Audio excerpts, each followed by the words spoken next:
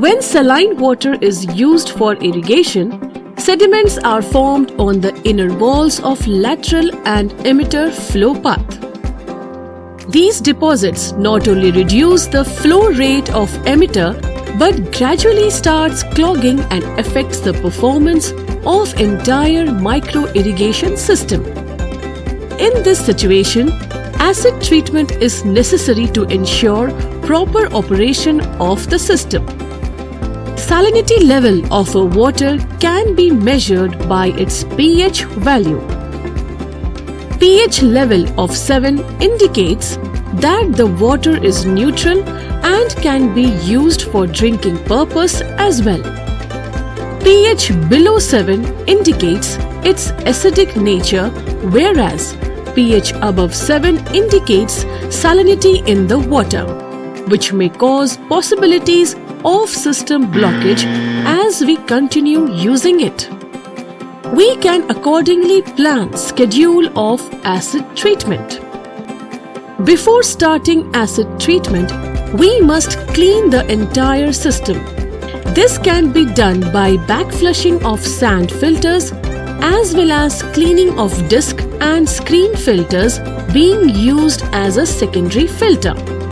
Thereafter, we can flush mains, sub-mains and laterals to remove all the accumulated impurities. By ensuring 1 kg per square centimeter water pressure at the inlet of dripper, measure the discharge of drippers randomly at few different places in the field and mark those drippers which are not emitting water as per its standard flow rate. This is necessary because once the acid treatment is over, we will go back to those drippers and check if the flow rate is improved and our acid treatment was successful. Usually, 4 types of acids are used in acid treatment, such as hydrochloric acid, sulfuric acid, phosphoric acid and nitric acid. You can use any of these 4 acids depending upon availability of acid at your place and your comfort level in working with it. You may consult your local crop advisor if required. Please note, acids are hazardous and necessary precaution is required while collaborating with it. For your own safety, please wear acid-proof mask, gloves, goggles and long gum boots. Acid treatment is done in 2 stages. Number 1, acid injection. Number 2, acid distribution. Generally, acid treatment is done for about 20 minutes and during the process, we bring down pH level of irrigation water to 2. Always follow the standard procedure to calculate the quantity of acid required. Take 1 liter of irrigation water in a plastic mug and using pH paper, measure its pH value and record it. Fill the medical syringe with the selected acid. Add this acid slowly into 1 liter sample water and keep stirring the solution.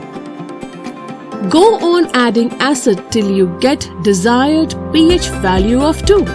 Based on the quantity of acid added in 1 liter of irrigation water, measure the flow of water for the entire plot to be treated for 20 minutes during acid injection and accordingly calculate the quantity of acid required. Now, calculate the suction rate of the Venturi injector. This can be done by taking plain water in a plastic barrel. Since we are going to inject acid into the system for about 20 minutes, the total quantity of acid solution can be prepared accordingly. We must prepare the acid solution in a plastic bucket or a plastic barrel. Please note, while doing so, always add acid into water and not water into acid. This can lead to accident. Now, we are all set for the acid treatment. Turn on the Venturi injector so that acid solution starts injecting. You can now go to the plot and check whether the acid solution has reached the distal end of the system or not. This can be done by placing a pH paper under the dripper and check if the desired color of the pH value of 2 is obtained. After acid injection is over in 20 minutes, allow the system to run with normal water for a period of about 15 to 20 minutes to ensure that the injected acid is properly distributed in the entire plot. Ideally, it is suggested to keep the drip system under rest overnight. If this is not possible, keep the system shut for about 3 to 4 hours at least and then clean the entire system once again as we did before acid injection. The purpose of this is to flush out all the dissolved impurities during acid treatment. We can now go to the drippers that we have marked earlier and not emitting to its specifications.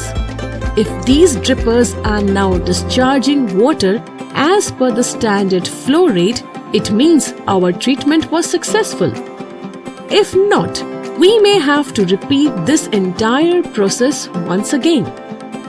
We can do this acid treatment in standing crop also. However, in case the crop is young or at a germination stage, it is recommended to keep the drip lines slightly away from the crop row during acid treatment.